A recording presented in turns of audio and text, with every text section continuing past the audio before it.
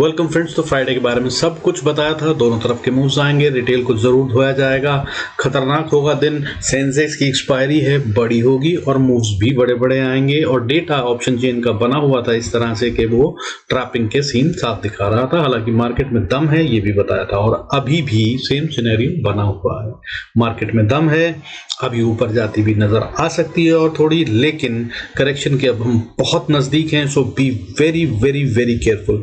Monday को ही आ जाएगी ऐसा नहीं कह रहा हूं, मंडे को जो लग रहा है वो ये लग रहा है कि मिड कैप स्मॉल कैप में बाइंग आती नजर आ सकती है। बैंक निफ्टी और फिन निफ्टी भयंकर रूप से खतरनाक हो रखे हैं। जो ऑप्शन चेन की राइटिंग है उसमें कॉल्स में अभी भी कॉल राइटर्स ने अपनी पोजीशंस को स्क्वेयर ऑफ नहीं किया है, जिसका ये मतलब है कि बहुत मोटा पैसा अभी भी इस बात पे लगा हुआ है कि अभी भी फॉल को लाया जाएगा। So be very careful. बाकी अगले हफ्ते हम क्या क्या करने वाले हैं उन सब की बात करेंगे, कौन कौन से पैटर्न्स को हम सीखेंगे, क्या क्या सिखाऊंगा उसकी बात करेंगे। और पिछले हफ्ते जो हमने करा था फ्राइडे को पूरी की पूरी रिवीजन क्लास थी, वीडियो में जरूर देख लीजिएगा। अगर आपने पहले की वीडियो नहीं देखे हैं तो भी, और अगर देखे हैं तो भी, वो आपके लिए बहुत फायदेमंद होगी क्योंकि काफी क्वेश्चंस को मैंने उसमें आंसर करने की कोशिश करी। आइए अब शुरू करते हैं आज का वीडियो और अगले हफ्ते हम क्या क्या सीखेंगे सबसे पहले वो देखते हैं। Let's start the video. Before we do that I request you go through the disclaimer. सभी नाम जरूरत हो तो वीडियो को पॉज कर पढ़ें। तो भाई अब अगले हफ्ते क्या होगा, लर्निंग के तौर पे हम बात कर लेते हैं। तो अगले हफ्ते हम सीखने वाले हैं एनगल्फिंग। अच्छा, हमने पहले क्या क्या कर लिया है? पहले हमने कर लिया है कैंडलस्टिक क्या होती है, उसके पार्ट्स क्या होते हैं, उसके बुलिश क्या होता है, बियरिश क्या होता है, ठीक है, क्लोज प्राइस क्या होती है, बॉडी क्या होती है, विक और option open price close price का क्या मतलब होता है, ग्रीन कैंडल कब बनती है, रेड कैंडल कब बनती है, और साथ में हमने कर लिया है उसकी कॉम्प्लेक्सिटी और type of the candlestick patterns. और उसके बाद हमने कर लिया है डोजी, डोजी के बाद हमने कर लिया है मीटिंग लाइन, और मीटिंग लाइन के बाद हमने साथ में कर लिया है inverted hammer, hammer, shooting star, hanging man, और हमने पियर्सिंग लाइन भी कर लिया है अभी तक। पिछले हफ्ते की वीडियोस को जरूर देख लीजिएगा अगर आपने नहीं देखा है तो। और अब हम अगले हफ्ते क्या करने वाले हैं, कैसे एंट्री ली जाती है वो सब उसमें सिखा दिया है, ये सब कवर हो चुका है। अब हम अगले हफ्ते जो करेंगे वो अब है एनगल्फिंग पैटर्न, हरामी पैटर्न, हरामी में bearish harami, bullish harami, bearish harami cross, bullish harami cross, और उसके अलावा जो बुलिश किकिंग है, बियरिश किकिंग है, ये विंडोज करता है 2 soldiers, 2 crows, 3 soldiers, 3 white soldiers, 3 black soldiers या black crows, 3 black crows and 3 white soldiers, morning star, evening star, doji star, evening star, ये सब हम अगले हफ्ते कवर करेंगे। हर रोज वीडियो में हम इनकी बात करेंगे। सो अभी आज शुरू करते हैं एनालिसिस और अगले हफ्ते क्या होगा मार्केट में वो समझने की कोशिश करते हैं। सो अभी क्या हुआ है उसकी बात कर लेते हैं। तो देखिए निफ्टी जो है वो क्लोज हुआ है अभी 45,790 पे, 375 पॉइंट है, स्टैगरिंग 375 पॉइंट का गेन है, जिसका मतलब 1.48% का बेनिफिट। बहुत अच्छी बढ़त मानी जाती है ये, और आई है आज, और अच्छी बाइंग के साथ आई है। और इसने जो खतरनाक खेल खेला बीच में वो ये कि भाई 525 पे खुली, हाई मारा 25,850 का और लो मारा 426 का, यानी कि 300 पॉइंट से ज्यादा, 400 पॉइंट से ज्यादा का मूव था इसमें आज इंट्राडे में, जो कि नहीं होता है आमतौर पे। गैप अप हो जाए और फिर सीधा ऊपर चली जाए ऐसा हो सकता है, गैप अप हो जाए सीधा नीचे आ जाए ऐसा हो सकता है, लेकिन दोनों तरफ के मूव देना बड़ी बात थी। सो वो हुआ आज। बैंक निफ्टी 53,793 पे क्लोज हुआ है, 755 पॉइंट्स का गेन है, 1.42% बनता है। और इसकी जो रेंज थी वो आज 1000 पॉइंट से भी ज्यादा की थी। इसने भी जो है लो आज मारा है वो 53,037 का मारा है, जबकि 235 के पास ओपन हुआ था। लेकिन हाई जो हमारा 54,066, 54,066, वहां से भी खासा नीचे 53,793 पे बंद हुआ है। और खास बात यह है कि अभी जो है फ्यूचर वो डिस्काउंट में आ गया भाई। डिस्काउंट में आना in the mid of the month, वो भी बैंक निफ्टी का फ्यूचर, ऐसा होता नहीं है आमतौर पे, ठीक है, भयंकर प्रीमियम होता है। इसका मतलब यह है कि बायर्स जो हैं वो कहीं ना कहीं थोड़े रिजिड थे फ्यूचर्स को बाय करने में, और शायद सेलिंग भी हो रही थी। लेकिन अभी भी ये इतना कमजोर नहीं है कि कल गैप डाउन ही हो जाए। अगर गैप डाउन होता है तो बल्कि ज्यादा अच्छा सीन होगा, तब ये सीधा ऊपर बढ़ता हुआ नजर भी आ सकता है। लेकिन अगर फ्लैट या गैप अप ओपनिंग होती है तब ज्यादा खतरा है, ध्यान रखिएगा, कहीं से भी ये पलटता हुआ नजर आ सकता है। लेवल्स तो मैं बताता ही हूँ, वो मैं आपको बताऊंगा। इसके अलावा बाकी मार्केट में क्या हुआ, एडवांस डिक्लाइन रेशियो भयंकर रूप से पॉजिटिव हो गई है। 1635 शेयर सेंसेक्स में ग्रीन में बंद होना मैनेज कर पाए फ्राइडे को, और 821 शेयर जो हैं वो रेड में बंद हुए हैं, which means advance decline ratio बहुत अच्छी है। डबल द शेयर्स जो रेड में बंद हुए हैं उनसे 2 गुने शेयर ग्रीन में बंद हुए हैं। जबकि ये पिछले दिन की कहानी का थर्सडे की बात करें तो 678 शेयर ग्रीन में थे और 1792 शेयर रेड में थे। अब वहीं जो और चमत्कारी बात है, इस ताकत को और ज्यादा ताकत देती है, वो ये कि भाई FIIs फॉरेन इंस्टीट्यूशनल इन्वेस्टर ने भयंकर बाइंग करी है। 14,064 करोड़ से भी ज्यादा की, 14,000 करोड़ से भी ज्यादा की बाइंग करना एक ही दिन में, ये बताता है कि वो बुलिश तो हो चुके हैं। और मैं आपको पहले कई दिन से बता रहा था, ये लगातार बाइंग कर रहे थे। हालांकि थर्सडे को इन्होंने 2,547 करोड़ की सेलिंग करी थी, बट उससे पहले लगातार बाइंग कर रहे थे। और नेट अब इस हफ्ते की अगर बात करें तो अब इन्होंने 11,909 करोड़ की बाइंग करी है इस हफ्ते। और DIS जिन्होंने की इस मौके को फायदा उठाते हुए 4,427 करोड़ की सेलिंग कर डाली फ्राइडे को, इन्होंने भी अगर इस हफ्ते देखें तो नेट में सिर्फ 1,025 करोड़ का माल बेचा है।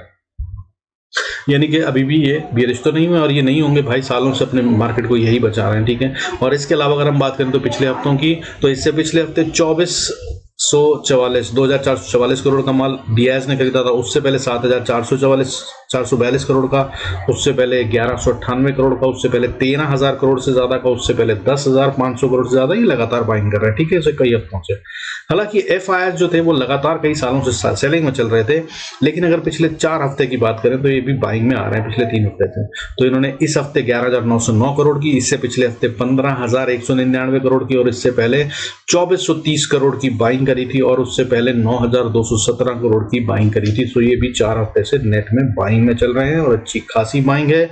और ये मोटा होता है, 1,000 करोड़ भी अगर हो जाए ना बाइंग में तो उसे सीरियस अमाउंट माना जाता है। यहाँ तो हम बात कर रहे हैं 40-50 करोड़ की, 40-50 हज़ार करोड़ की। पिछले 4 हफ्ते में इन्होंने लगभग 10,000 करोड़ की एवरेज से ऑलमोस्ट माल खरीद डाला है।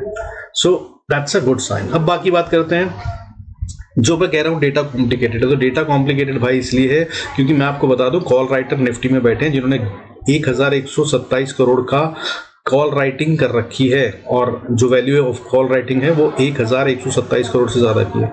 वहीं उसके अगेंस्ट में पुट की राइटिंग 238 करोड़ की है सिर्फ। यानी कि अगर पुट गिरती है तो इनको कम नुकसान होगा, पर अगर कॉल बढ़ती है तो मतलब बहुत भयंकर नुकसान होगा। तो पुट अगर बढ़नी है अब और कॉल को गिराना है तो इसका मतलब क्या है कि भाई मार्केट को नीचे लाना होगा। अदरवाइज ये स्मार्ट मनी है, इतना पैसा 1,127 करोड़ रिटेल नहीं लगाता, ठीक है।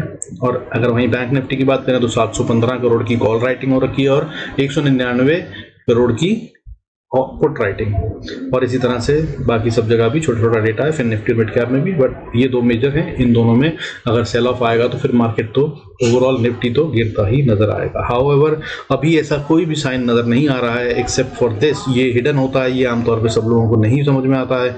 तो भाई इसके अलावा कहीं कोई साइन नहीं है ये बताने के लिए कि मार्केट में गिरावट आएगी।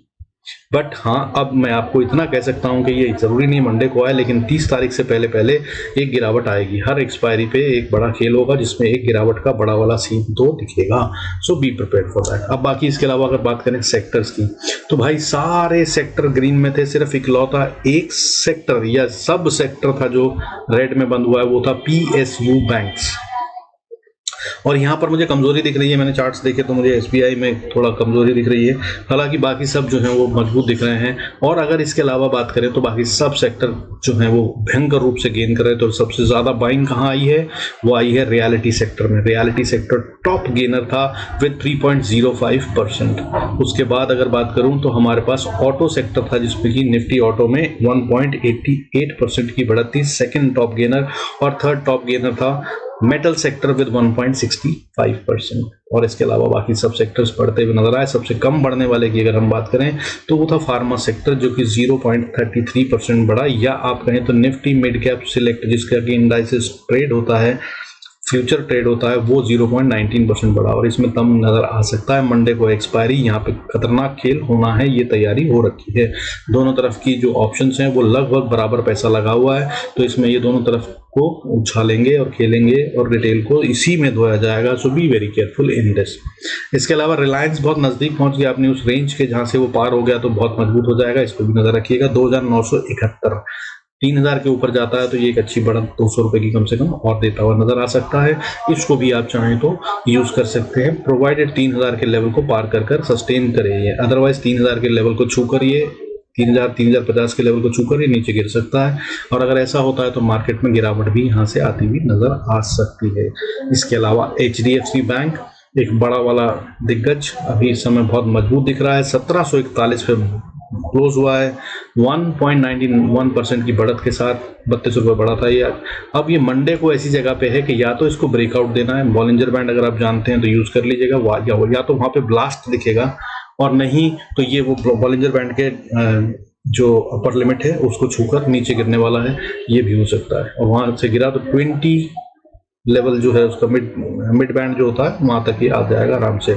सो इस पे भी आप नजर रख सकते हैं। 2 गेम आपको समझा दिया। अब चलते हैं चार्ट्स पे, और चार्ट्स क्या कह रहे हैं उनको समझने की कोशिश करते हैं। सो अगर हम चार्ट्स की बात करें तो भाई सबसे पहले आपको मार्केट खुलने से पहले क्या देखना होता है मैं जो बताता हूं, खुलने से पहले ही पता चल जाता है कि बाय ट्रेड लेना है या सेल ट्रेड, तो वो आपको देखना है SGX निफ्टी। SGX निफ्टी जो सिंगापुर में निफ्टी की वैल्यूएशन ट्रेड करता है उसकी अगर हम बात करें तो भाई SGX निफ्टी में आपको इंपॉर्टेंट लेवल देखना है। अगर ये 25,800 के ऊपर है, ट्रेड करता हुआ नजर आए तो आप इसमें बाय ही बनाएं, लेकिन 25,800 के नीचे अगर ये ट्रेड करता है तो 25,800 ही इसके लिए रेजिस्टेंस बन जाएगी। फिर ये जब तक उसको पार ना करे तब तक बेहतर होगा कि बाय के ट्रेड से बच के ही रहें। सो मार्केट खुलने से पहले SGX निफ्टी 25,800 से ऊपर दिखाई दे तो बाय के ट्रेड और भी समझदारी हो सकती है। हालांकि जो पैटर्न यहाँ पे बन रहा है उसको भी मैं आपको दिखा दूं, बना नहीं है अभी, इसको M पैटर्न कहते हैं। ये M पैटर्न की फॉर्मेशन करता हुआ नजर आ रहा है। अगर आप यहाँ पे देखें तो ये 1 आवर का चार्ट है, ठीक है। अभी इसने बना दिया है अपना सेम डबल टॉप जिसे कहते हैं, वो बन गया है ऑलमोस्ट।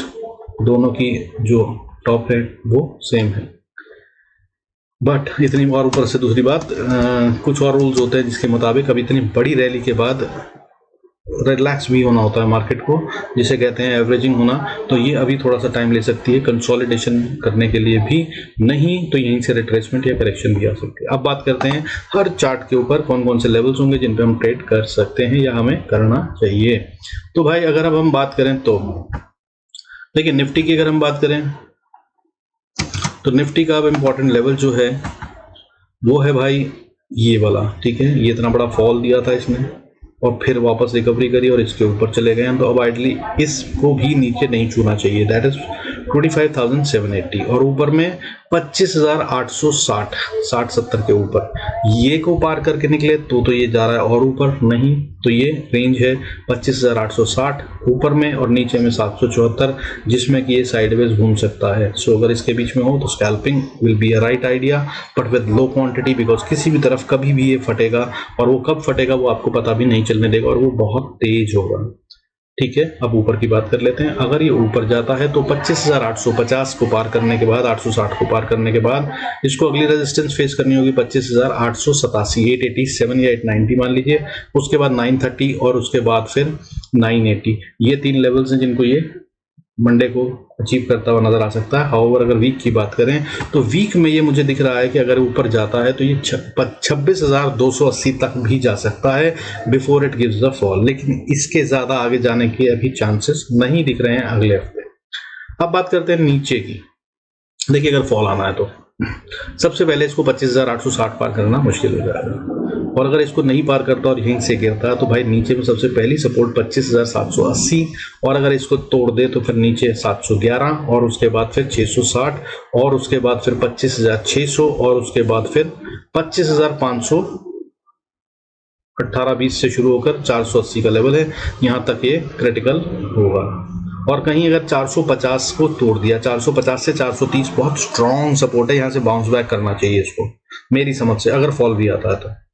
लेकिन अगर यहां से बाउंस बैक नहीं आया तो फिर ये और गिर सकता है। हालांकि हो सकता है कि यहीं से बाउंस बैक ना लेकर एक बड़ा तेज वाला झटका दे जो नीचे 25,330 तक ले जाए मार्केट को, निफ्टी को, और यहाँ से बाउंस कर ले। लेकिन अगर ये भी नहीं रुका और इसके नीचे मार्केट ने ट्रेड करना शुरू करा अगले हफ्ते, तो भाई ये फिर और बड़े फॉल को दे रही है। तब ये 25,000 के लिए ओपन हो गई है। 25,080 would be the next level जहाँ तक के लिए ये तैयार होगी। हालांकि अभी जब होगा तब बताऊंगा उसके अंदर बीच में कहाँ लेवल्स हैं।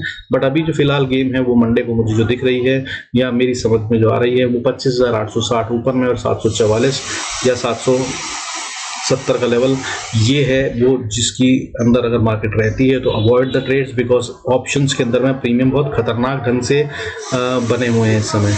पुट इतना बढ़ने के बाद भी मार्केट अभी तक टूटी नहीं है। कॉल जितना बढ़नी चाहिए थी उतनी नहीं बढ़ी है।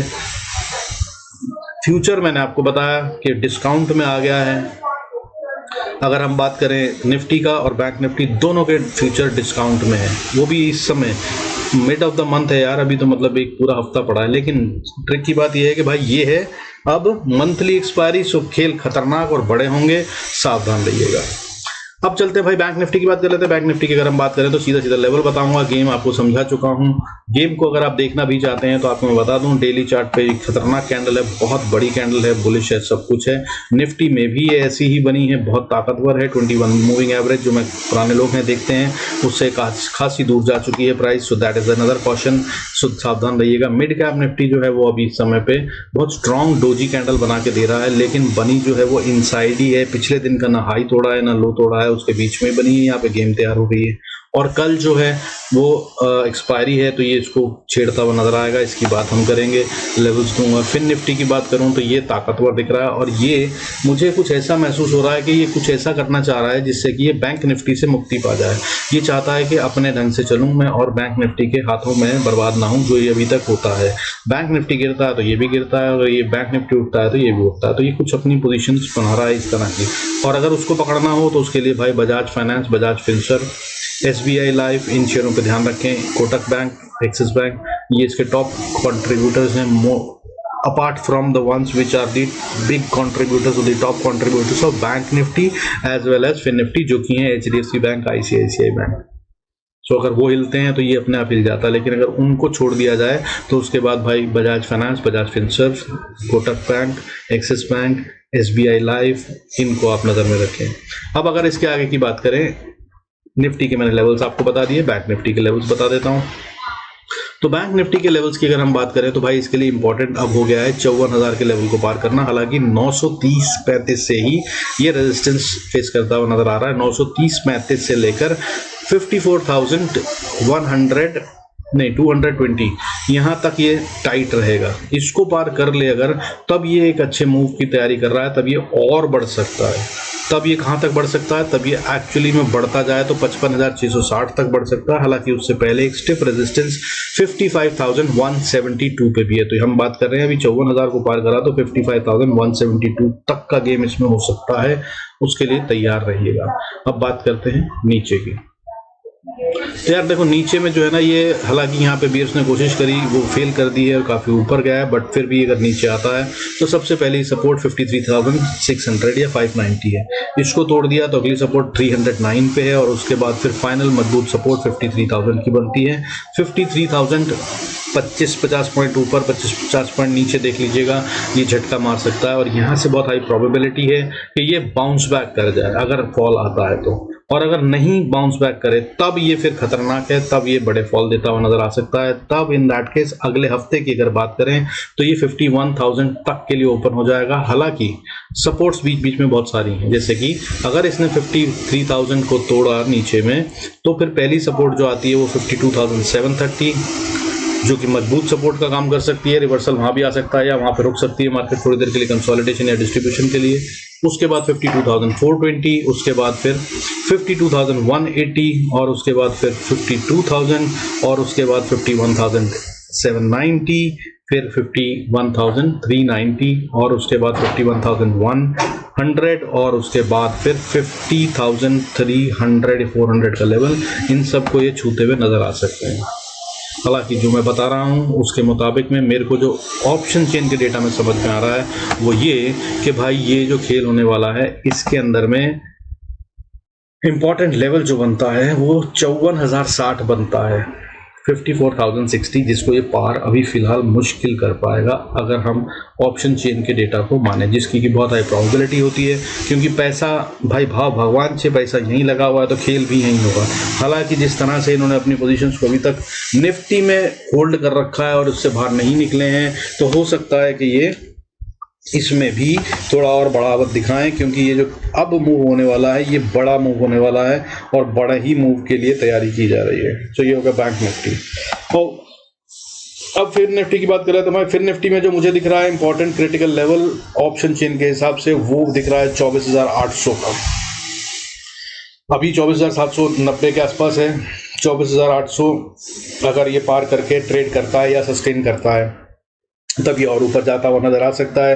फिर 850, 906 और उसके बाद फिर 25,101 ये होंगे लेवल्स जिनको ये अचीव करने की कोशिश कर सकता है। 25,101 के ऊपर जाता हुआ मुश्किल लग रहा है अभी। हालांकि अगर जाता है तो भाई फिर ये 25,226 और फिर 25,270-80 तक जा सकता है। 70-80 पे जाके या कहूँ 25,300 इसको पार करना अभी इसके लिए मुश्किल जैसा लग रहा है, बहुत ज़्यादा मुश्किल लग रहा है। ठीक है, ये अगले हफ्ते के लिए लेवल्स हैं और मंडे को भी खेले जा सकते हैं। इनफैक्ट ट्यूसडे को एक्सपायरी के दिन जब इसकी होगी तब ज़्यादा खतरनाक होगा, तब देखिएगा इसको, तब ज़्यादा अच्छा होगा। सो मंडे का वीडियो जो होगा उस पर और लाइट डालूंगा इसमें अगर ज़रूरत हुई तो। मगर अगर नीचे जाना चाहता है ये तो भाई 850 के नीचे ही ट्रेड करेगा और ये ऊपर नहीं जाएगा 850 के, मुझे ऐसा समझ में आ रहा है। क्योंकि 850 के ऊपर जाने का मतलब ये है कि कॉल राइटर्स जो है वो खतरे में आ गए और उसके बाद फिर वो शॉर्ट कवरिंग ला सकते हैं। अगर वो आई तो फिर ये सीधा 25,100, नहीं तो ये 25,800 ही पार नहीं करेगा, 24,850 ही पार नहीं करेगा। और वहां से अगर ये नीचे आता है तो भाई इसको सपोर्ट जो मिलती है वो 24,706 पे मिलती है। 706 तक का कॉल है, यहाँ तक आ सकता है। और अगर यहाँ से नीचे आया तो फिर अगली सपोर्ट जो कि कमजोर है वो 24,580। ठीक है, इससे ऊपर वाली सपोर्ट से तो ये बाउंस कर सकता है, बट यहाँ पे चांसेस कम है। अगर यहाँ रुक भी जाए तो बड़ी बात होगी, और अगर यहाँ से ये नीचे चलता है तो फिर इंपॉर्टेंट लेवल होगा 24,400। 400 से लेकर 360 का लेवल। यहाँ पे अगर आए तो बायर्स पहले बैठे हुए थे तो बच सकता है, तो भाई यही वो जगह है जहाँ बच सकता है। इसके बाद फिर ये और भी वीक हो जाएगा।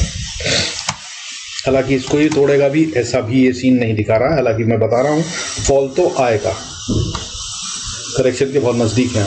अब अगर 350 को तोड़ दे तो फिर ये चल पड़ा है खतरनाक ढंग से। फिर ये 24,240, 180 और 140, 180 से 140 का वो लेवल है जहां पे फिर से ये रख सकता है या एक मजबूत सपोर्ट का काम हो सकता है यहाँ पे। और अगर यहाँ भी नहीं रुका तो भाई बीच में बहुत सारे लेवल्स हैं, मगर ये ओपन हो जाएगा 23,790 के लिए। बीच में रुकता हुआ चलेगा 24,080 से 50 के बीच में, फिर 24,000 पे साइकोलॉजिकल सपोर्ट, फिर 23,960, फिर 23,930। इन सबको तोड़ता हुआ ये 23,780 तक जा सकता है अगले हफ्ते। B very very careful. अगला हफ्ता जो है वो बहुत बहुत बहुत वॉलेटाइल होने वाला है और वॉलेटिलिटी इंडेक्स भी बढ़ता हुआ नजर आ सकता है। और ये सब स्पॉट के चार्ट्स हैं, याद रखिएगा। अब बात करते हैं मिड कैप निफ्टी की, जिसकी एक्सपायरी है मंडे को। तो भाई देखिए, अगर हम इसकी बात करें तो अपने को जो दिख रहा है भाई वो ये दिख रहा है कि 13,050 से 13,130 का लेवल जो है वो रेंज है, इसके लिए क्रिटिकल होगी। इसको ये पार करता हुआ नजर आए तो ये बहुत तेज और बहुत बड़ा मूव दे सकता है, अदरवाइज इसी रेंज में खत्म हो सकता है। सो अब जहां है वहां से अगर हम बात करें तो भाई इसको सबसे पहली रेजिस्टेंस 13,150 पे ही बनती है। हालांकि अगर बात करें तो 130 से 150 बनता है ये एरिया, और 150 को अगर पार कर ले तो 228.30, और अगर इसको पार कर ले तो फिर 13,290, 80-90, और अगर इसको पार करा तो 13,315, और 13,315 को अगर पार कर गया तो फिर ये बहुत बड़ी नई रैली शुरू कर देगा, जिसका मतलब ये है कि फिर ये 13,465 अगले हफ्ते और 13,730 तक भी जा सकता है। और इसमें बहुत दम है अगर इसमें बाइंग आती है। और जो अभी तक ये खिला रहे हैं ये इसलिए खिला रहे हैं क्योंकि माल निकलवाना था रिटेल से, तो भाई ये फिर 13,986 भी अगले हफ्ते दिखा सकता है। ये इसका गेम होगा अगर ये जाता है। हाँ, और नीचे की अगर बात करें तो कमजोरी अगर और बढ़ती है इसमें और आती है, जो कि भी करेक्शन में चल रहा है, तो 13,080 एक बड़ी अच्छी सपोर्ट है इसकी। 13,080 से लेकर 70 का लेवल जो है ये इंपॉर्टेंट है, इसको ये ना तोड़े तो ये और ऊपर जा रहा है। हालांकि झटका मारे, विक निकाले तो भाई 13,022, 13,022 से लेकर 13,000 का लेवल इंपॉर्टेंट सपोर्ट बनता है। इसके अंदर में इसको वापस बाउंस बैक कर जाना चाहिए, नहीं करा तब ये और बड़ी गिरावट की साइन दे रहा, फिर इसमें करेक्शन बड़ी होती नजर आ सकती है। सस्टेन हो जाएगा ये 12,950 970 के नीचे, तो फिर ये जा रहा है नीचे 12,890 से 880 का लेवल, और उसके बाद फिर 814 का लेवल, और फिर उसके बाद भाई सीधा 12,550 का लेवल, और इसको भी तोड़ दिया तो फिर ये और बड़ी गिरावट नीचे 12,147 तक भी जा सकता है। कमजोरी अगर आई इसमें तो वो बड़ी होगी, काफी तेज चल चुका है, बहुत बड़े बड़े मूव्स दे चुका है, बहुत महीनों से चल रहा है, इसकी करेक्शन बड़ी भी हो सकती है, और लग नहीं रहा है ऐसा, बट 11,500 को भी दिखा सकता है, बट अगर उसकी जरूरत होगी तो वो तो मैं आपको बता दूंगा एक्सपायरी के अंदर किसी भी वीडियो में, ठीक है। So these are the levels भाई, do good trades with these and do make good profits. एक बार फिर बता दूंगा अगले हफ्ते हम क्या क्या कवर करने वाले हैं। जो लोग सीखना चाहते हैं वो सब्सक्राइब करके बेल आइकन प्रेस करना ना भूलें, so that they can get the notification of all the videos जो हम सीखने वाले हैं। तो हम सीखेंगे 3 white soldiers, 3 black crows, evening star, morning star, doji star evening, bullish kicking, bearish kicking, 2 soldiers, 2 crows, 3 white soldiers, 3 black crows, bullish harami, bearish harami, bullish harami cross, bearish harami cross, ये अगले हफ्ते हम करने वाले हैं। और जो अभी तक हम सीख चुके हैं पिछले हफ्ते, उनको अगर आप चाहें तो नोट करना, हम कर चुके हैं, और एनगल्फिंग भी करेंगे हम अगले हफ्ते, सॉरी माय अपॉलॉजीज, एनगल्फिंग, ठीक है, बुलिश एंड बियरिश एनगल्फिंग बहुत करेंगे। और इससे पहले जो हम सीख चुके हैं भाई वो ये है कि हमने इसके अंदर में याद करा है कि कैंडलस्टिक क्या होती है, कैंडलस्टिक में कैसे एंट्री करते हैं, कहाँ पे ट्रेड लेना चाहिए, कौन सी पार्ट को क्या कहते हैं, इंपॉर्टेंट लेवल्स, 4 उसके जो मेन होते हैं पार्ट्स जिनको जानना जरूरी है अगर आप प्राइस एक्शन समझना चाहते हैं। तो open price, close price, body, wick को शेडो भी कहते हैं, ऑल दैट स्टफ, सब कुछ हमने इसमें करा है कवर। उसके बाद complexity of the patterns and the type of the candlesticks and pattern, ये सब हम कर चुके हैं जिनको आपको समझना है। उसके अलावा डोजी हम कर चुके हैं, डोजी क्या होता है, कब ट्रेड लेते हैं, कैसे ट्रेड करते हैं, कहाँ पे बियर हैं, कहाँ पे बुल्स हैं, क्या इसका मतलब बनता है, ये सब हम कर चुके हैं और पिछली क्लासेस में है, आप चाहें तो यूज कर सकते हैं। और उसके अलावा hammer, inverted hammer, shooting star, hanging man, और उसके अलावा पियर्सिंग लाइन, मीटिंग लाइन, ये सब हम कर चुके हैं पिछले हफ्ते। सो इनको आप चाहें तो पिछली क्लासेस में जाकर देख सकते हैं, लिंक्स डिस्क्रिप्शन में है, do use them. With this, bye. Best of my wishes. Do good trades. Be profitable. Be happy. God bless us all. See you in next video.